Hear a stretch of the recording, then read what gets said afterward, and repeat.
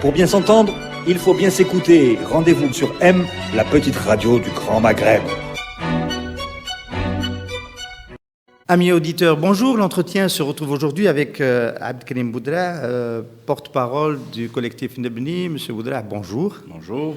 Merci d'être avec nous. Vous avez fait une sortie tonitruante, le COPIL, le comité de pilotage de Nebni, le 13 juin 2015, 13 juin dernier, pour nous alerter sur la nécessité de commencer à faire quelque chose. Face à la crise qui se profile, c'était Abda, commence, un programme en 12 mesures que vous avez présenté à l'opinion algérienne, mais depuis la rentrée, on ne vous a plus entendu. Est-ce que cela signifie que les choses vont dans le bon sens ? Cela signifie que c'est le temps qu'il faut pour faire un bilan. Et comme on l'avait annoncé, en fait, ce plan Abda était proposé à la critique des citoyens, des amis experts, et on en a récolté une vingtaine ou une trentaine de commentaires documentés et plusieurs réactions. Et là, nous nous préparons à publier la version finale début novembre. On peut revenir sur quelques-unes des mesures importantes que vous avez proposées dans ce programme, dans cette compilation Abda. En fait, d'abord, c'était de dire que l'Algérie aujourd'hui, les institutions algériennes ne sont pas en mesure de conduire des réformes globales, ambitieuses, et qu'il fallait se concentrer sur un nombre réduit de réformes. Et celles qui ont attiré le plus l'attention, c'était le débat sur les subventions, la nécessité de commencer graduellement à augmenter les prix des produits subventionnés, tout en couplant ça à un programme de transfert monétaire direct. La première partie commence à frémir. Non, la partie des prix, c'est-à-dire on annonce là ces derniers jours, on entend un peu le gouvernement communiquer sur ça. Mais à côté, il faudrait que ça soit accompagné, comme nous l'avons proposé, par un accompagnement direct auprès des catégories sociales les plus défavorisées. Il ne faudrait pas que cette suppression des produits subventionnés ne soit sans contrepartie pour ceux qui en ont besoin. Donc, c'était la mesure qui avait un peu fait tilt, mais on en a proposé une douzaine et on va probablement réduire ça à 10 début novembre. Donc, vous dites, le gouvernement, est-ce que depuis le mois de juin, nous sommes le 5 octobre, c'est une date importante, depuis le mois de juin, est-ce que vous avez le sentiment que le regard de l'exécutif a un peu changé sur le caractère urgent des mesures à prendre? Ou est-ce que vous pensez que le gouvernement considère qu'il a toujours le temps? Le regard, je ne sais pas, le discours a changé un peu, mais encore une fois, un gouvernement, ça se jauge, ça s'analyse à l'aune des décisions concrètes prises. Et là, globalement, on peut y revenir, nous ne pensons pas que les pouvoirs publics en Algérie sont en train de prendre des mesures à la hauteur de l'ampleur de cette crise qui a deux volets en fait, une crise ou des problèmes structurels profonds et couplés à une conjoncture des plus défavorables. Alors, il y a quand même un paquet de mesures on ne peut pas dire qu'il ne se passe rien du tout. Il y a le glissement du dinar qui a commencé déjà début 2015 qui se poursuit, 20% de perte de valeur. Bon, c'est une première. Je ne sais pas s'il faut la prêter au gouvernement, cette évolution-là, mais comment vous la commentez? Mais c'est exactement ce qu'on nous avait dit en 2011-2012, quand on avait proposé des réformes, plusieurs types d'idées. Dans le débat circulait cette idée comme quoi il y a des choses qui sont prises en considération. Le problème, c'est qu'à l'échelle d'un pays comme l'Algérie, avec l'économie que nous avons, il faudrait que les réponses soient systémiques et qu'elles prennent en considération l'ensemble des données qui posent problème. Aujourd'hui, nous avons un problème d'économie qui n'est pas compétitive, qui décolle pas. Nous avons un modèle rentier qui irrigue toutes les institutions. Nous avons... Attendez, là, vous faites du contre-Nebni, monsieur Boudra, parce que, voilà, vous dites que pour... Voilà, vous dites... Nebni dit des mesures précises qui ne sont pas nécessairement politiquement connectées, etc. C'était le programme de 2012, hein, avec les 100 mesures. On vous a d'ailleurs fait le reproche de faire des mesures qui sont techniquement soutenables, mais qui, si elles sont particulières entre elles, avec une capacité à les mettre en œuvre, ne peuvent pas faire une politique. Alors là, ce que vous êtes en train de dire, est-ce que ça signifie qu'il ne faut pas dévaluer, puisqu'il n'y a pas les autres mesures, rendre plus compétitif l'export, etc. Les autres mesures ne sont pas là. Donc il ne faut pas dévaluer, il faut quand même le faire et demander aux autres secteurs de se mettre à niveau. Alors, on a proposé une démarche d'abord, c'est-à-dire le Nebni 2012, c'était de dire un gouvernement, s'il veut être pris au sérieux, il faudrait qu'il fasse des réformes simples, à court terme, à effet immédiat. On n'a pas dit ça pour qu'on s'arrête là. On a dit que si vous ne pouvez pas faire des petites réformettes ou même des décisions simples, vous ne pouvez pas engager le pays et les parties prenantes sur quelque chose de plus ambitieux, ce que nous avons proposé quelques mois après dans le rapport Nebni 2020. Nous avons fait un bilan 2 ans après, 3 ans après, comme quoi il était utopique de penser que nous sommes en mesure de conduire des politiques globales.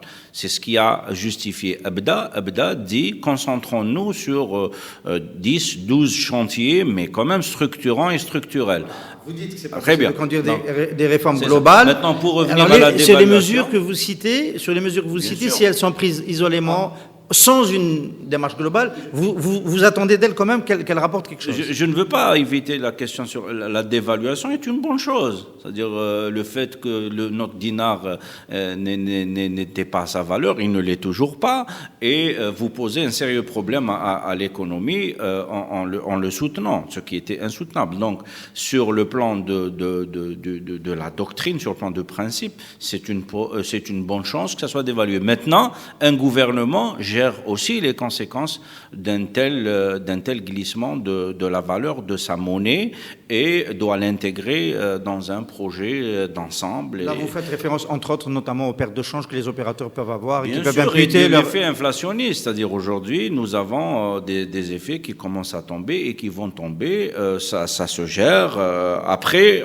encore une fois, on peut aussi faire délibérément cette politique et l'assumer et la défendre, de dire on a besoin de l'inflation parce qu'il faut qu'on revienne à des fondamentaux, mais à côté, nous voulons soutenir une ambition d'investissement et nous voulons maintenir cette ambition d'investissement et c'est ça ce qui va nous permettre de nous en sortir plus tard. Mais il faut que ça soit assumé, défendu, argumenté et ça pourrait se tenir. Alors, votre commentaire sur une autre mesure qui, elle, n'a pas encore été mise en œuvre, mais qui est annoncée dans le projet de loi de finances pour 2016, c'est la réduction de 20% des investissements, du budget d'équipement, donc des investissements d'équipement public.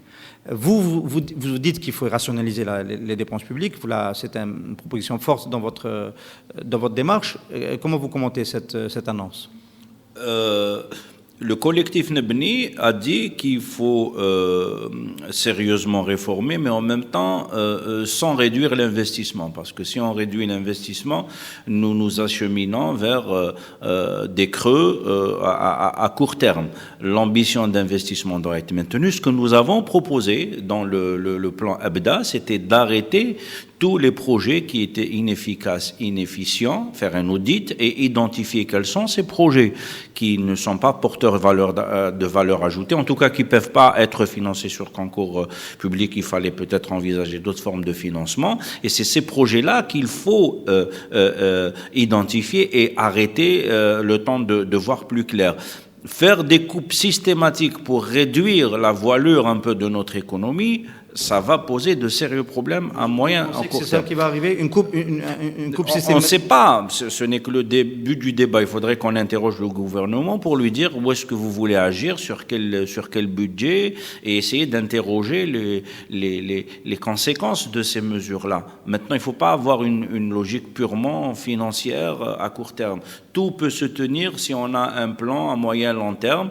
L'inflation peut justifier, le maintien d'une politique d'investissement peut justifier. On n'a pas ces explications, cette rationalité. On va essayer d'être plus précis. 20% de réduction du budget d'équipement, c'est important. je crois que c'est de l'ordre de 1600 milliards de dinars. Voilà, c'est quand même important. Est-ce que, j'espère ne pas dire de bêtises sur ce chiffre dès qu'on revoit, mais c'est important. Vous dites, vous voulez voir le contenu précisément de cette dépense avant de dire si c'est une bonne ou mauvaise chose, ou alors globalement vous dites il faut faire attention, c'est pas plutôt de ce côté-là qu'il faut agir, il y a d'autres poches sur lesquelles on peut réduire les dépenses. Nous, ce qu'on avait proposé, c'était d'essayer de faire une halte sur comment dirais-je, les dépenses de fonctionnement jusqu'à 2018, et surtout de faire un audit des projets, parce que c'est là où il y a un gisement. À côté, bien sûr, d'autres gisements qu'il faudrait aller chercher dans la fiscalité. On a proposé l'idée de l'impôt foncier pour pouvoir compenser la baisse puis la suppression de la TAP. Voilà là un gisement concret où on pourra aller chercher de l'argent à côté des économies dans les transferts sociaux. Maintenant, réduire les dépenses d'équipement sur le plan financier, oui, sur le plan budgétaire, ça peut avoir du sens, mais il faudrait encore une fois interroger. Personnellement, j'ai pas plus d'informations sur ce que veut faire le gouvernement. Si on intègre aussi le fait que souvent nous avons un taux d'utilisation qui reste assez faible, donc 20% de réduction voudrait dire en réalité 40%, peut-être 50% de réel. Donc voilà, si vous coupez l'économie de tant de ressources, il faudrait sérieusement envisager les conséquences. À quel moment vous diriez que le gouvernement est en train de prendre la mesure de la situation et en train de réagir un peu comme le souhaiterait Nebni? C'est quand il va s'attaquer notamment au budget de soutien aux subventions, notamment on parle du gisement des prix du gaspillage, le gaspillage énergétique. Est-ce que pour vous, c'est un étalon de mesure? Indéniablement, c'est là où il y a du concret, c'est là où il y a du court terme. On a des transferts sociaux, qui sont insoutenables, 2 qui sont injustes. C'est ça un peu ce que nous sommes en train de dire. On ne comprend pas la rationalité, entre guillemets, paix sociale, avec un point d'interrogation. Ça pose un problème économique, ça pose un problème stratégique et même à terme de stabilité. Donc, si le gouvernement ne s'attaque pas sérieusement à ces dépenses-là, à travers la rationalisation, bien sûr, de la consommation nationale interne de l'énergie, mais également à travers une augmentation graduelle de tous les prix subventionnés pour en sortir dans un horizon déterminé, mais, on le dit, il faut qu'on insiste, couplé à l'entame d'un programme de transfert monétaire direct tel qu'on le propose depuis plusieurs années. Si on veut donner du pouvoir d'achat aux catégories sociales démunies, il faudrait commencer, il faut des pilotes, c'est des programmes qui sont un peu lourds, il faut revoir un peu l'appareil probablement statistique, on a quand même quelques expériences sur lesquelles on pourrait bâtir, mais ça prend quand même un peu de temps, il faut un pilote sur 2-3 wilayas pour pouvoir généraliser, et c'est des réformes qui prennent du temps. Si on ne les fait pas maintenant, on perd du temps et on ne répondra pas à la demande de ces catégories sociales à qui on va enlever du pouvoir d'achat. Donc Nebni, c'est la première fois qu'on vous réécoute depuis Abda, depuis juin dernier. Est-ce qu'entre-temps, vous avez quand même un peu le sentiment que le consensus sur les actions à mener est en train de se mettre en place, est en train de s'élargir? Il y a eu notamment cette table ronde du CNES qui a semble-t-il marqué une évolution de ce consensus où vous étiez représenté par différentes manières. Quel est le retour et la lecture que vous en faites? C'est toujours intéressant que le gouvernement écoute les experts. On a vu dans la fameuse rencontre du CNES à laquelle personnellement j'ai pas assisté, qu'il y a eu de bons échos, des interventions intéressantes avec un langage de vérité pour certaines. Maintenant, il faudrait qu'on soit un peu plus concret, c'est-à-dire on va voir ce que va ressortir de cette rencontre. Que va produire le CNES? Comment ça va être communiqué? Est-ce que ça va engager le gouvernement? Est-ce que le gouvernement va s'engager sur ces réformes-là? Parce que c'est pas les propositions qui manquent, hein. Vous l'avez vous-même dit, tout le monde sait ce qu'il faut faire. Un ministre l'a dit chez vous, mais tout le monde sait que ça se fera pas. Aujourd'hui, c'est sur ça. Nebni dit que le gouvernement doit s'engager sur une série de mesures concrètes, pas des promesses, pas des objectifs, mais des actions chiffrées, datées, et c'est ça ce qui va être un peu l'entame d'une vraie politique pour répondre un peu à cette crise conjoncturelle, mais surtout à nos problèmes structurels qui n'ont malheureusement rien à voir avec la conjoncture. À $100, la situation serait fondamentalement la même. $100. Je voudrais, parmi les nouveautés que contenait Abda, il y avait cette proposition de delivery unit, c'est-à-dire une sorte de structure transversale dont la mission serait d'appliquer les mesures qu'il faut prendre, quasiment en parallèle avec le gouvernement ou au-dessus du gouvernement. Alors, c'est une mesure qui a été commentée. Est-ce que vous la maintenez? Est-ce que vous pensez que, compte tenu de la situation, elle peut se mettre en place? Plus que jamais, nous la maintenons, nous allons la détailler, revenir avec un benchmark les jours à venir, probablement le 1er ou le 2 novembre. Voilà un peu les aspects qui ne sont pas regardés, qui sont non observables dans le débat économique, qui sont des angles morts du débat, parce que c'est bien beau d'avoir des idées, voire des décisions, voire des instructions, voire des lois, mais il faut aussi s'interroger sur notre capacité à les mettre en œuvre. Aujourd'hui, le collectif Nebni a dit que la réalité des institutions est telle qu'on a de faibles capacités de délivrer, et il faut regarder ce qui se fait ailleurs. Ce qui se fait ailleurs, c'est de concentrer les meilleures ressources, les meilleures compétences au niveau d'un centre de décision. Ça peut être la chefferie du gouvernement, le Premier ministère, et c'est à partir de là qu'on va avoir une vraie capacité institutionnelle pour initier, encadrer et suivre la mise en œuvre d'une palette de réformes assez réduite. La palette de réformes, il faut déjà quand même qu'un consensus s'établisse sur cette palette-là. On n'a pas encore le sentiment que tout le monde est d'accord sur ce qu'il faut faire. Sincèrement, c'est là où il y a un dialogue, je ne sais pas comment le qualifier, pas de sourds, en fait, les experts semblent converger. Justement, le collectif Nebni, on organisera probablement au 1er ou 2 novembre une rencontre pour restituer les échanges qu'on a eus avec les experts et inviter certains à réagir de vive voix dans un débat public, Inch'Allah, semble converger vers des tas d'idées. Aujourd'hui... Alors, ça m'amène quand même justement à m'arrêter une seconde sur cela. Vous avez fonctionné comme un lanceur d'alerte, le collectif Nebni, depuis votre naissance, en disant attention, on est assis sur un modèle qui n'est pas durable, qui va s'essouffler, on va rentrer en crise. Bon, les événements vous ont malheureusement pour les Algériens donné raison. L'iceberg, on le voyait de plus loin, il s'est rapproché parce qu'il y a en plus du problème du volume des exportations d'hydrocarbures, il s'est posé depuis 1 année et demie maintenant, bientôt 1 année et demie, un problème de prix. Qu'est-ce que vous pouvez faire de plus que ce que vous avez fait jusqu'à maintenant? C'est-à-dire documenter vos alertes, documenter votre prospective, alerter les pouvoirs publics, alerter les acteurs économiques et sociaux.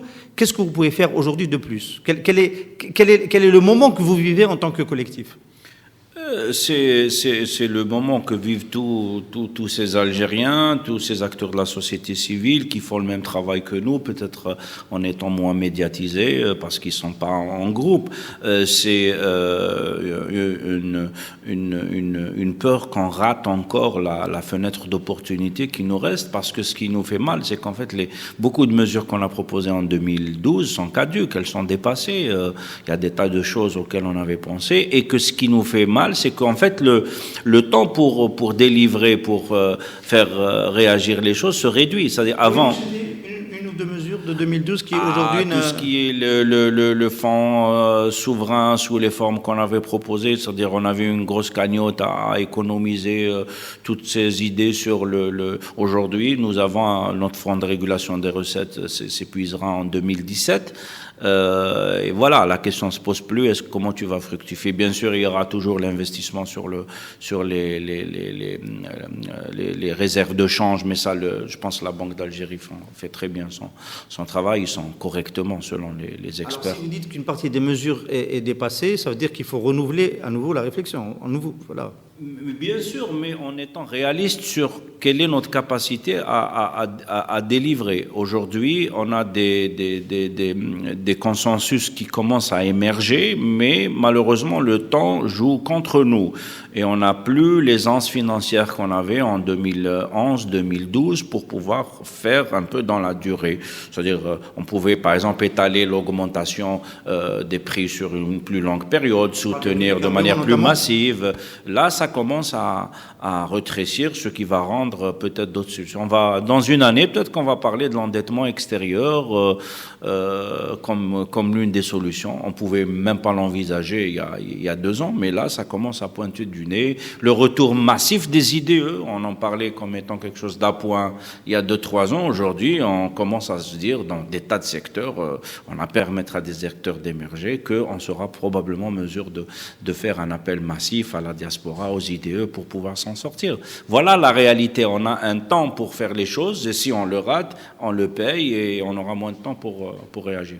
Alors, vous étiez en train de me dire que vous travaillez sur la consolidation du consensus. C'est le contenu de votre réunion du premier ou du 2. C'est ce qu'on veut faire avec la sortie, parce que le plan Abda, on l'a distribué à 60-70 amis experts en Algérie et à l'étranger. Beaucoup ont réagi en écrivant, donc on va publier tout avec leur accord, tout ce qu'ils nous ont répondu, mais surtout on va les inviter. On espère faire une grande rencontre de débat, bien structurée, organisée, pour essayer de dire en fait, voilà ce sur quoi on est quasiment d'accord. Peut-être qu'il y a des points sur lesquels on diverge un peu, mais aujourd'hui, voilà, les experts sérieux qui sont reconnus par leurs pairs, par la communauté, disent de manière très précise, voilà, il y a 10 idées, 5, 8, 12, je ne sais pas, qui sont là. Il ne faudrait pas que le gouvernement pense qu'il peut un peu éviter ce type de questions, même si elles sont délicates. Monsieur Boudala, vous êtes en train de nous préparer un consensus minimal entre experts, et vous êtes bien conscient que ça ne suffira pas pour engager de nouvelles politiques. Il faudra un consensus bien plus large pour emmener les politiques publiques sur le terrain où il faut les emmener aujourd'hui. Est-ce que vous avez aussi réfléchi à des outils pour obtenir ce consensus plus large qui aujourd'hui a du mal à être trouvé, par exemple, dans le cadre de la tripartite? Il y en a une le 14 octobre, ou dans le cadre du CNES qui était quand même un espace réservé aux experts.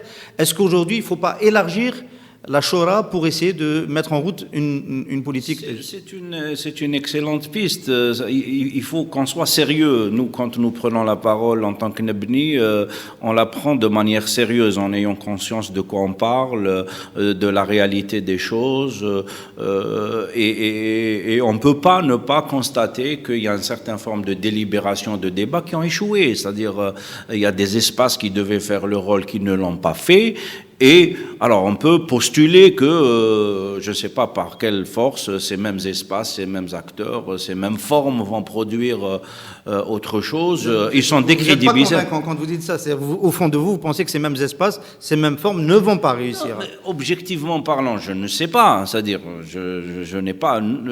c'est un gros risque de penser qu'elles peuvent produire ce qu'elles n'ont pas produit quand tout le monde... Rien n'a fondamentalement changé dans le discours des experts en 2-3 ans. Il y a quelques idées qui ont un peu mûri, mais globalement, on dit la même chose, et de manière sérieuse, documentée. Et il n'y a pas que Nebni qui le fait, beaucoup d'autres le font tout aussi bien que nous. Ils sont peut-être un peu plus discrets. Il y a des nouveautés aujourd'hui. Il y a l'intrusion des organismes multilatéraux, Banque mondiale, FMI, qui étaient présents au CNES et qui nous ont dit aussi ce qu'était notre avenir si on n'agissait pas tout de suite. Mais même eux le disent depuis longtemps discrètement, parce que l'Algérie ne voulait pas trop, il y a quelques années, que ces partenaires-là s'affichent. Ils le disaient de la même manière que nous. Ils attiraient l'attention. Maintenant, nos intérêts ne sont pas les leurs. Il faut aussi qu'on a notre agenda, ils ont leur agenda, et on parle d'Algérie, nous. On n'est pas là pour raisonner pour l'intérêt de nos partenaires multilatéraux ou étrangers. Ils savent très bien ce qu'ils vont faire. Nous leur avons vendu, nous sommes une machine à cash. cash, on ne veut pas réformer, ils se sont adaptés et ils tirent très très bien leur épingle du jeu à notre détriment. Aujourd'hui, la conjoncture est plus délicate, l'horizon des réformes est plus réduit. Nous pensons qu'il faut, vous avez raison, inventer d'autres formes de délibération collective et c'est peut-être là ce qui peut être une nouveauté pour les mois à venir, prendre acte que certaines formes n'ont pas été efficaces et en inventer d'autres, je n'en sais absolument pas. Nebni va rester sur son domaine, le think tank. A tenté sur le terrain politique, qui est un terrain très délicat, a tenté une conférence nationale avec tous les acteurs. Est-ce qu'on peut réfléchir aussi à un modèle de ce type concernant les enjeux économiques et sociaux? Je ne sais pas, je ne peux pas m'aventurer de succès, je souhaite. À la place de mes amis de Nebni. Nous voulons rester dans notre rôle d'espace de réflexion, de proposition d'idées, mais je parle en mon nom, c'est une piste intéressante. D'autres pays l'ont fait, d'autres pays, l'Algérie, il y a longtemps, l'avait fait. Et on démarre au fait qu'aujourd'hui, on le dit vraiment avec toute l'amitié et tout le respect que nous devons à nos amis, beaucoup sont vraiment compétents, font très bien leur travail, mais on a des institutions qui ont perdu de leur savoir-faire, les ressources sont parties à la retraite, n'ont pas été renouvelées, et on n'a pas des capacités institutionnelles. On a fait un débat il y a 2 semaines avec un ancien responsable à la Banque d'Algérie, pendant la période des crises, il me disait que on avait les personnes ressources et on pouvait réunir un groupe de 10-15 personnes de très haut niveau à tout moment pour les faire cogiter ensemble et prendre des décisions, et on faisait ça à temps réel. C'est impossible à faire aujourd'hui dans beaucoup de domaines. Donc un espace tel que vous le suggérez, peut-être une Quand vous nous décrivez tout cela, est-ce que c'est quand même pas quelque part le découragement qui est en train de pointer, le découragement qui signifie qu'on a déjà passé le point où on peut éviter l'iceberg et que de toute façon on va le prendre, cet iceberg? Surtout pas quand on est non, il faut continuer à espérer, à faire en sorte que le choc il va être rude, donc il faut qu'on continue à œuvrer pour l'éviter. Nous n'en sommes pas là. Nous pouvons par contre constater qu'on n'est pas en train de changer de trajectoire pour l'éviter. Maintenant, un discours pessimiste, non, c'est pas ça, Nebni. À côté de ça, nous lançons juste après Algérie rêvée, qui est un